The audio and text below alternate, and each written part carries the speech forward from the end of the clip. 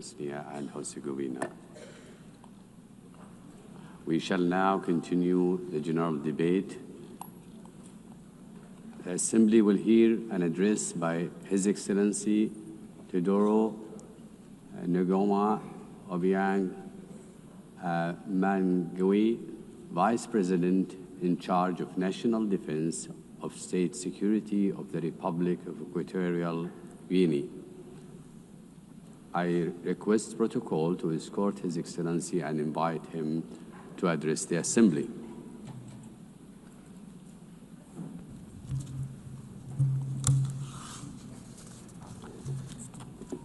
Excelentissima. Your Excellency, Ms. Annalena Baerbock, President of the 80th session of the United Nations General Assembly, Heads of State and Government, Heads of Delegations, Excellencies, Your Excellency, Mr. Antonio Guterres, Secretary General of the United Nations, ladies and gentlemen,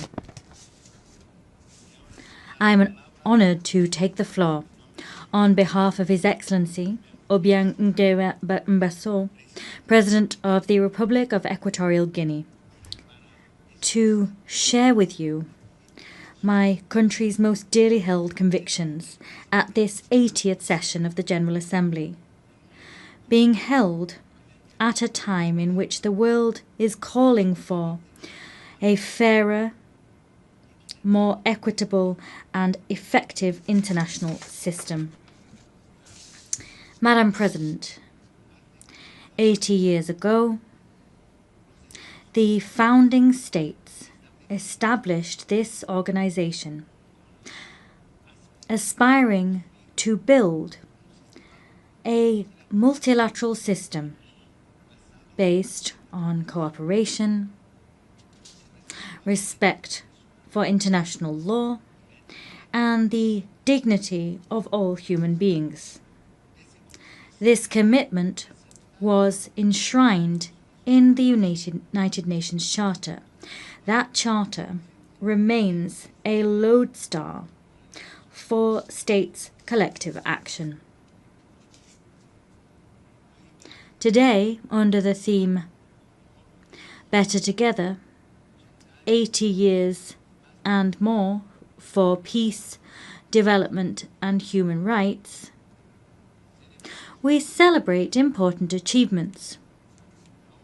The UN, over these 8 decades, has been a universal forum for dialogue and a space for international cooperation. It has helped to avoid conflicts. It has supported decolonization processes. It has promoted sustainable development. And it has served to pique our moral conscience in service of human rights.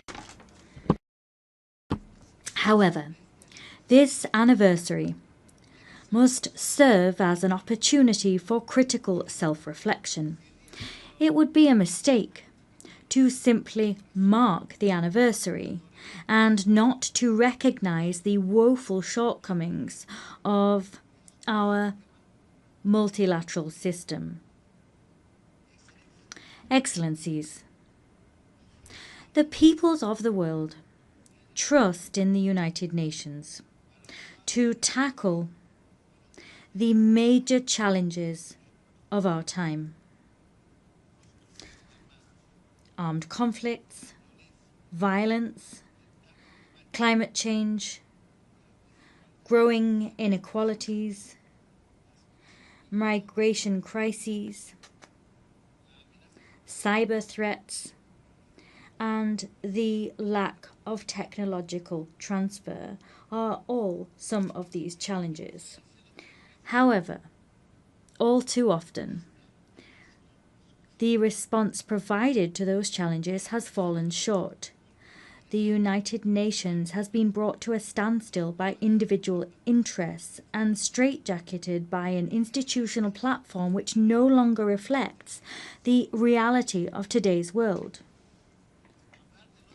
talking about leaving no one behind becomes meaningless if millions remain marginalized in systems of dependency and exclusion.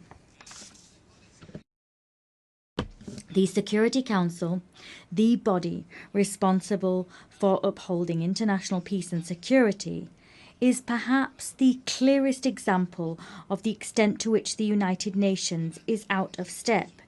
8 years after its inception, the UN's membership structure remains rooted in the geopolitical state of play we had in 1945, and not that we see in the 21st century.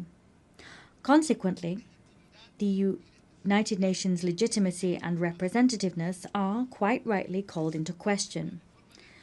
Security Council reform is an urgent need. Without that reform, the Security Council will continue to be perceived as an exclusive club of historical privileges, powerless to respond legitimately to current threats. Africa is demanding what is hers by right: full and permanent representation on the most important security organ in the world. We want to see an international governance system which serves the interests of all of us, not those of an elite. We demand a Security Council which represents the world of today, not the world of yesterday. Let us take real steps forward towards collective action which is more democratic, more equitable and effective. If not, we risk finding ourselves with a United Nations which is increasingly on the sidelines and one which holds less and less weight in the international arena. Our commitment with this organization remains intact. We believe in the United Nations. We believe in the strength of international law and the force it holds. We believe in international cooperation as the only way to address challenges which no nation, however powerful it may be, can resolve alone. Our commitment is not unthinking. Rather, it must be rewarded with results, reforms, and a UN that can move with the times. On this anniversary, we must recall that peace, development, and human rights are inextricable pillars. Peace is not sustainable without development. Development is false if it is not rooted in dignity and rights for all.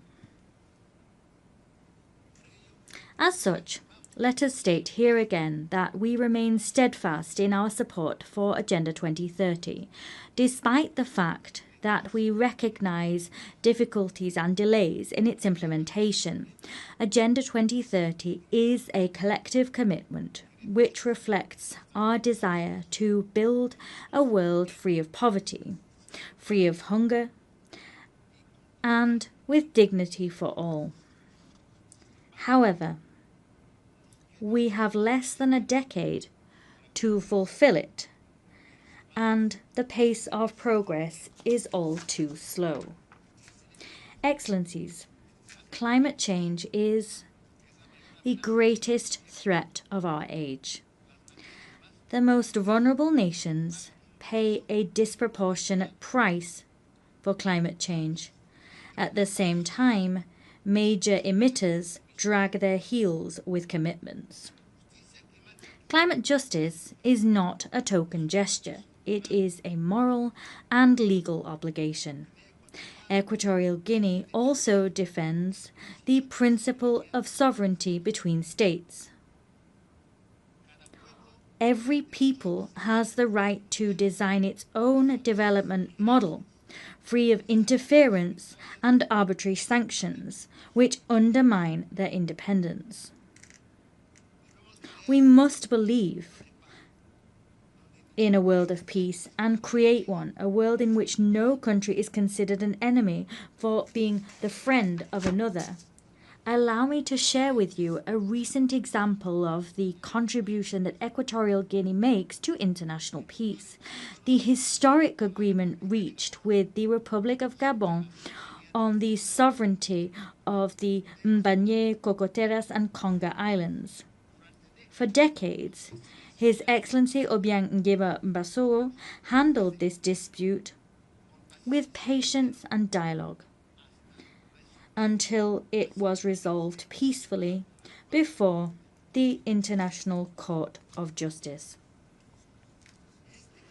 This case has not only created a historic precedent on the African continent, rather it demonstrates also that conflicts can be resolved in accordance with the spirit of the UN Charter and in line with states' political will. Excellencies, promoting human dignity is a shared responsibility.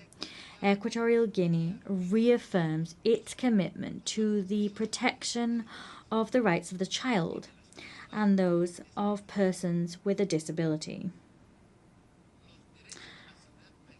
Rights to food security, housing, drinking water, and the sovereign exploitation of natural resources are an inextricable part of human rights as a whole. Without dignity that comes through material comfort, freedom is an empty ideal.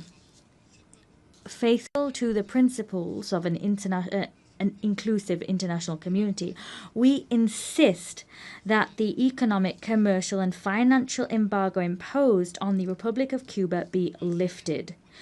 Keeping such measures in place not only gravely affects the development of a sovereign nation, it also runs counter to the fundamental principles enshrined in the United Nations Charter.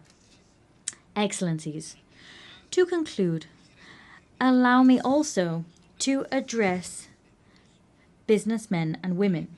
I wish to invite them to come and discover Equatorial Guinea as a safe destination and one which is very attractive for investment. Our country offers a climate of political stability, fiscal incentives, and a clear vision of the future through our 2035 development agenda. We encourage you to accompany us on this journey, a journey which will not only generate shared dividends, but which will also consolidate the inclusive and sustainable development of our nation. I thank you.